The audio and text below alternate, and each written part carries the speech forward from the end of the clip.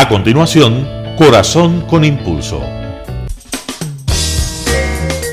Clasificación A. Apto para todo público.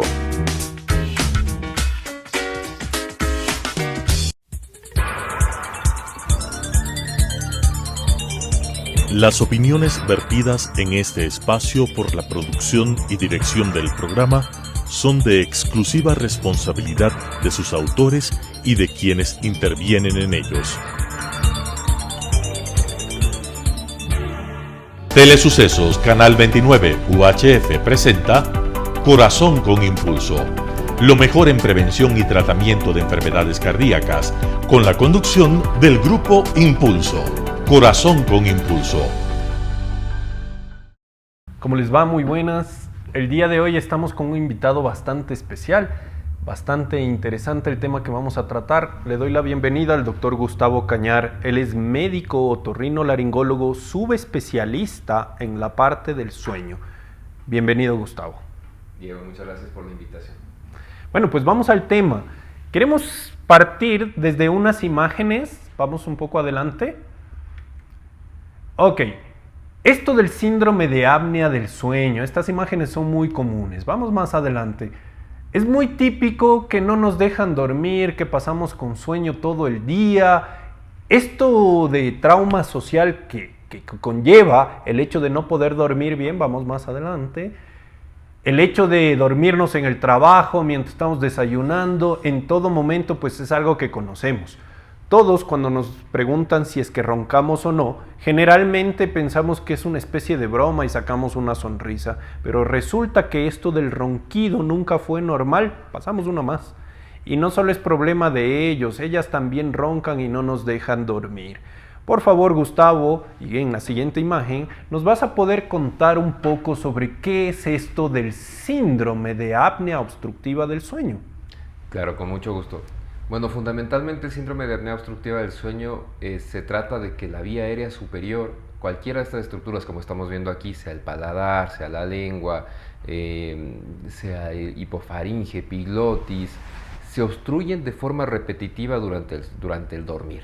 ¿Qué es lo que sucede entonces? Si es que uno está durmiendo tranquilamente y de repente la vía aérea se obstruye, lo que va a producir es una serie de fenómenos que nosotros generalmente la forma como más claramente nos vamos a dar cuenta es primero por el ronquido, porque cuando se produce una obstrucción incompleta se produce un ruido, una vibración, esa vibración se llama ronquido. Pero cuando obstruye por completo la vía aérea, entonces sí se puede incluso dar cuenta uno que tiene ahogos, o la pareja se da cuenta de que la persona está teniendo ahogamientos. Y además de eso produce esa somnolencia excesiva diurna, como lo que mencionabas, Diego, hace un momentito, que es una alteración importante en la calidad de vida. Pero, además de esta alteración en la calidad de vida por esa somnolencia diurna excesiva, puede provocar una serie de problemas de salud bastante graves, ¿de acuerdo? Desde problemas cardiológicos, que es lo que principalmente vamos a trabajar el día de hoy, por ejemplo, aumentar presión sanguínea, diabetes, alteraciones en la memoria. Esto realmente es frecuente. Hay personas que te dicen, no, sí, yo noto que mi esposo se ahoga en las noches, además de roncar hay momentos que se queda sin respirar, y cuando se le pregunta al paciente, bueno, y nota que ha perdido un poco la memoria, esto sí que se dan cuenta esto desde momentos muy tempranos, frecuentemente.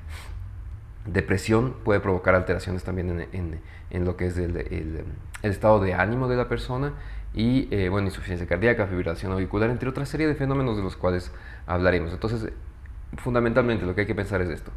La vía aérea superior se obstruye, sea de forma parcial o total, de forma repetitiva durante el sueño, y eso produce una serie de cambios fisiológicos en el organismo que derivan en algunas patologías.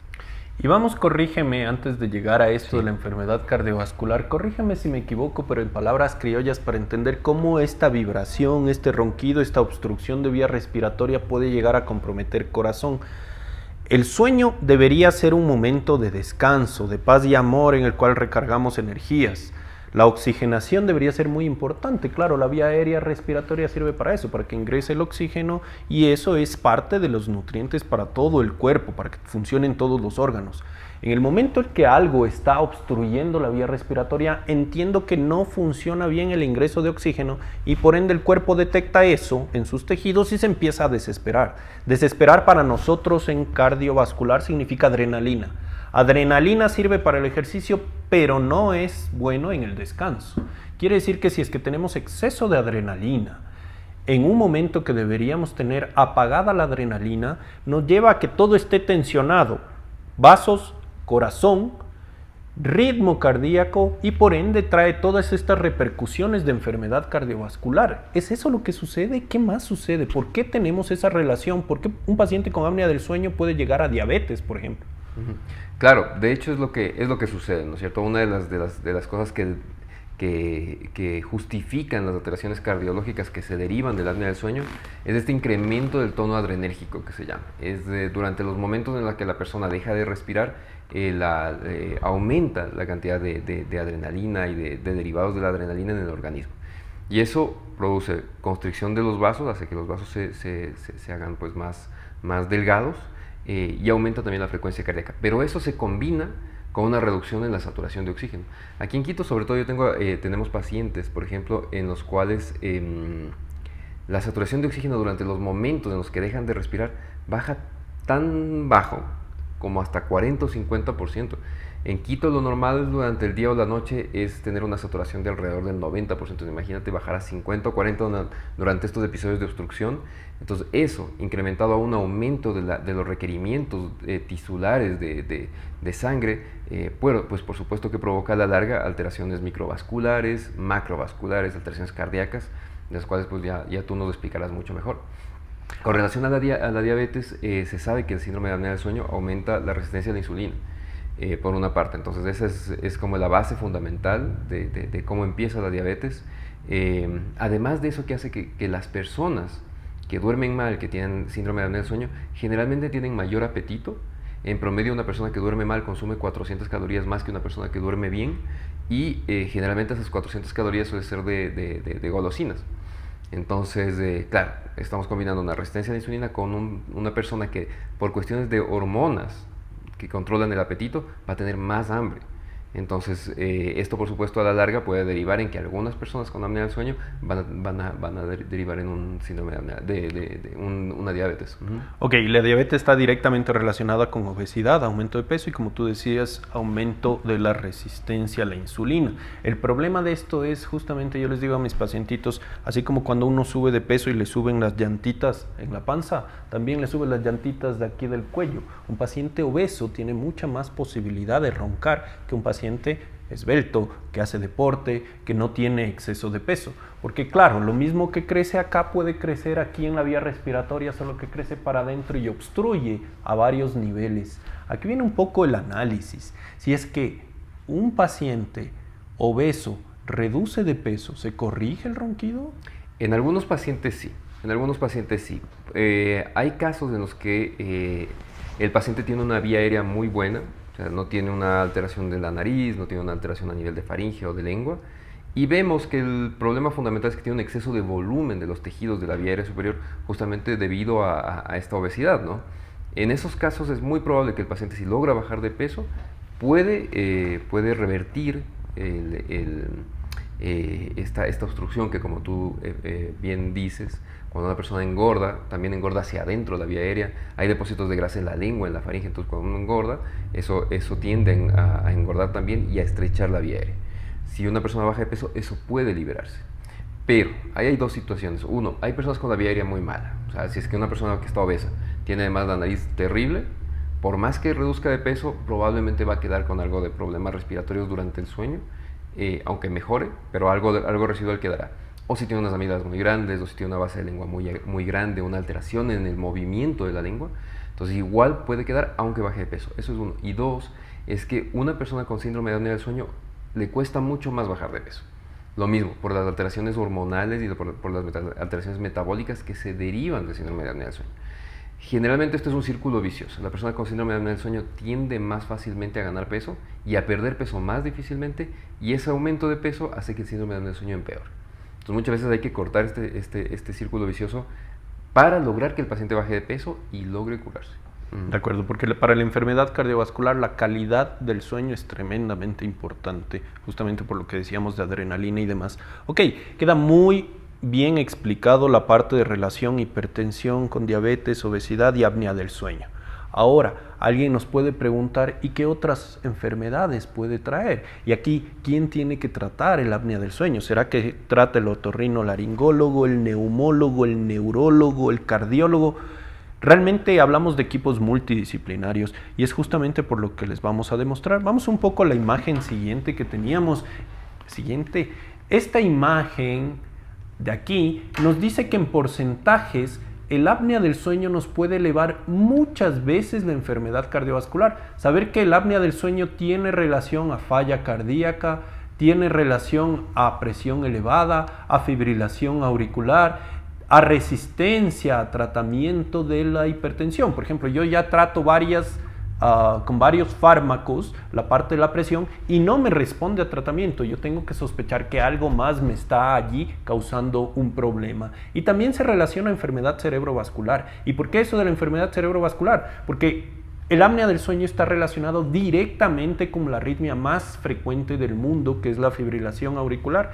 Y la fibrilación auricular puede formar coágulos, eso ya hemos hablado varias veces, que pueden subir hacia la cabeza, dando un problema, esta vez, de conexión de corazón con cerebro. Fíjense esta diapositiva de aquí. Esta imagen nos dice que pacientes que tienen el síndrome de apnea obstructiva del sueño y tienen fibrilación auricular, pues la correlación es de 1 a 1. Quiere decir, 50% de los pacientes que tienen fibrilación auricular, si es que vamos a buscar ronquido nocturno, lo tienen.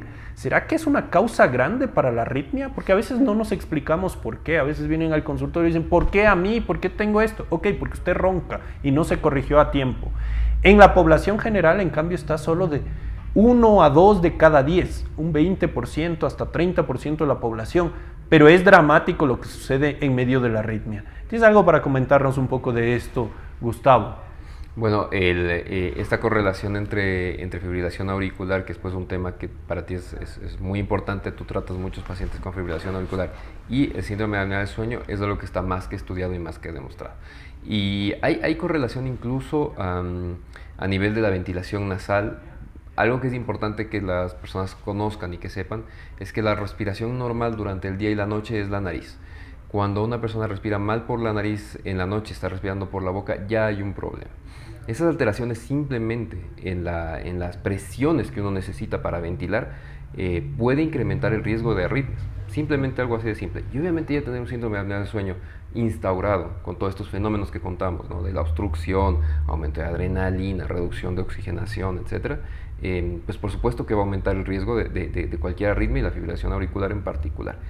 Y con relación al ictus que estabas comentando hace un momento, es tan grave que se sabe que el 80% de personas que tienen un ictus sin una evidente causa, sin un evidente factor de riesgo, el 80% tienen apnea del sueño cuando se hace una revisión en retrospectiva, ¿no? Entonces sí, es una patología que es importante, es grave y tiene una importantísima correlación con la parte cardiovascular. Ok, aquí yo vengo con esta pregunta porque inclusive a los médicos nos pasa. Llega el paciente, detectamos que es un roncador evidente. ¿A quién le referimos? ¿Otorrinolaringólogo, neumólogo, neurólogo? ¿A quién? ¿A cardiólogo? ¿A quién? Bueno, la verdad es que lo ideal es contactar con alguien que maneje sueño. Entonces el sueño se puede manejar desde varias esferas. El sueño es un segmento, es una estructura fisiológica compleja que conlleva tanto aspectos neurológicos, o sea, tiene que estar bien la parte neurológica para poder dormir, la psiquiátrica tiene que estar bien la parte respiratoria, tanto vías aéreas superiores como otorrino, como las vías aéreas inferiores, como es neumología. Entonces, hay algunos profesionales que se dedican a la estructura y la fisiología general durante el sueño. Lo ideal es buscar como tú decías, un equipo multidisciplinar o un área, un consultorio que sepas que te van a poder derivar al área dentro del sueño que vas a necesitar. En caso de otorrino, por ejemplo, tenemos la ventaja de que con relación al síndrome de apnea del sueño, en que nosotros podemos evaluar la estructura que se colapsa, que es la vía aérea superior. Entonces, por ejemplo, si nosotros vemos que hay una alteración nasal, eso va a ser muy evidente para nosotros, porque nosotros vemos todo el tiempo la estructura nasal. Y si es que consideramos que ese es un factor predisponente para tu síndrome de apnea del sueño, vamos a poder tratarte. Entonces, yo creo que otorrino es una buena puerta de entrada para evaluar trastornos de sueño, pero de respiratorios. Si ya se trata de otros problemas de sueño, insomnio, alteraciones del movimiento y esto, sí, probablemente vamos a necesitar otros profesionales. De acuerdo. Y ahora, vamos un poco, se detecta, ¿y qué se tiene que hacer? ¿Cuál es el siguiente paso? Yo sé que ronco, pero ¿y cómo sé? ¿Es ronquido leve, un ronquido moderado, algo más severo? Bueno, a continuación lo que vas a tener, si es que vas, pues obviamente con un otorrino que maneje sueño o a un centro que maneje sueño, es un examen físico para tratar de determinar la causa. Ok, vemos que claramente tienes unas amígdalas gigantescas, entonces probablemente la causa, al menos en parte, va a ser esa. O sea, vamos a buscar una estructura que sea evidentemente obstructiva. Y a continuación es muy importante el hacer un estudio del sueño. Entonces los estudios de sueño son varios. El estudio de sueño más conocido se llama polisomnografía. Creo que tenías una diapositiva al respecto. Sí, pongamos esta, porfa.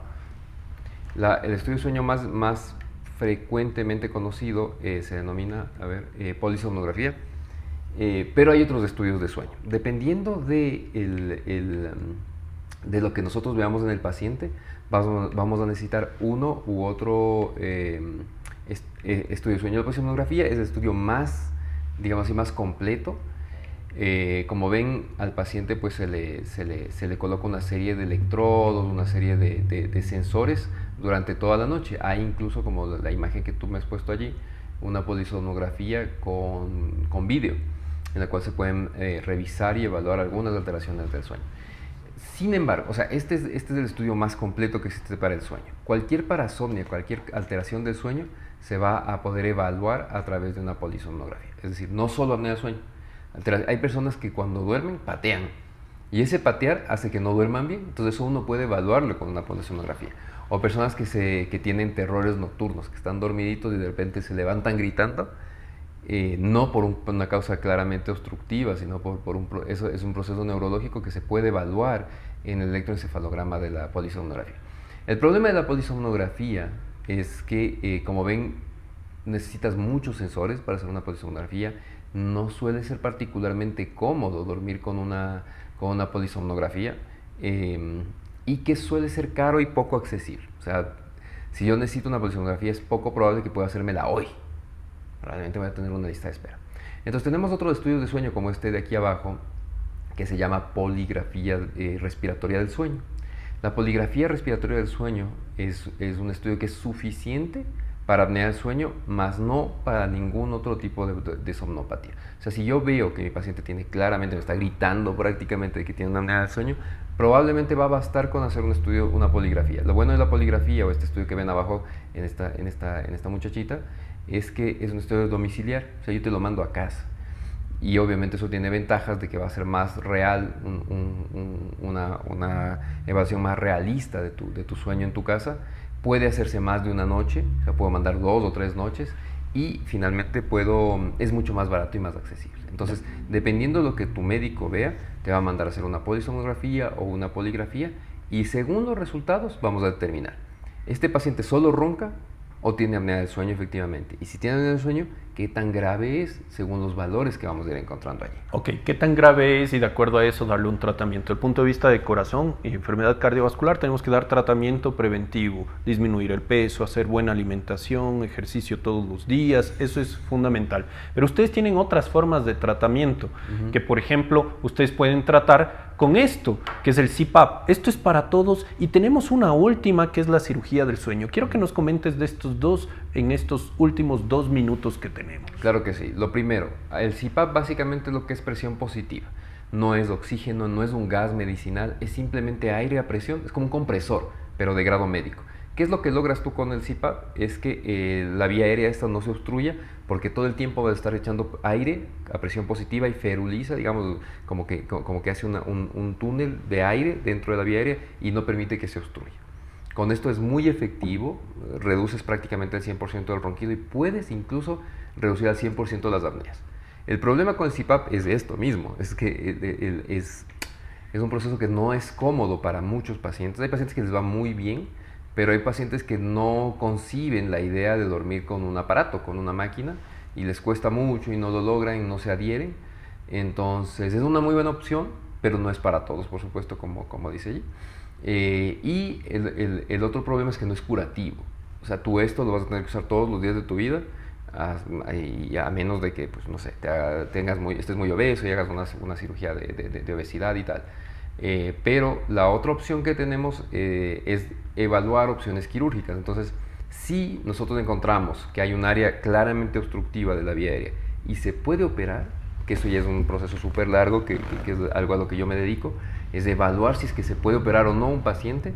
Si se logra operar, el paciente puede ir súper bien. Igual, tener curaciones o estar cerca de la curación, pero lo mejor es que ya no va a necesitar dormir con ninguna cosa y es algo que le va a durar ya para siempre. O sea, no necesita usar algo adicional. Hay otras estrategias, generalmente las estrategias para el manejo de apnea del sueño son multimodales, que usamos varias cosas a la vez. Por ejemplo, una cirugía, más reducción de peso, más hacer un tipo de ejercicios especiales en la lengua o usar un dispositivo en los dientes, pero claro, eso ya lo evaluamos y es personalizado, depende de cada paciente lo que decidimos hacer. Súper interesante y nos queda corto el tiempo. Yo te agradezco muchísimo, Gustavo, porque esto realmente tiene que ampliarse. La idea de que el ronquido no es normal y cuando nos preguntan si roncamos ya no tenemos que sonreírnos, sino preocuparnos y buscar atención, porque es un síndrome, es una enfermedad. Te agradezco muchísimo y vamos a prevenir enfermedad cardiovascular con este tipo de abordajes y aprendizaje. Muchas gracias. Gracias.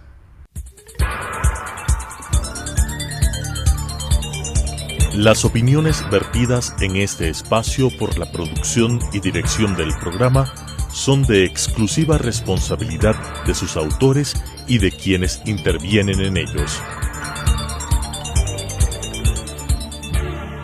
Telesucesos Canal 29 UHF presentó Corazón con Impulso, lo mejor en prevención y tratamiento de enfermedades cardíacas, con la conducción del Grupo Impulso.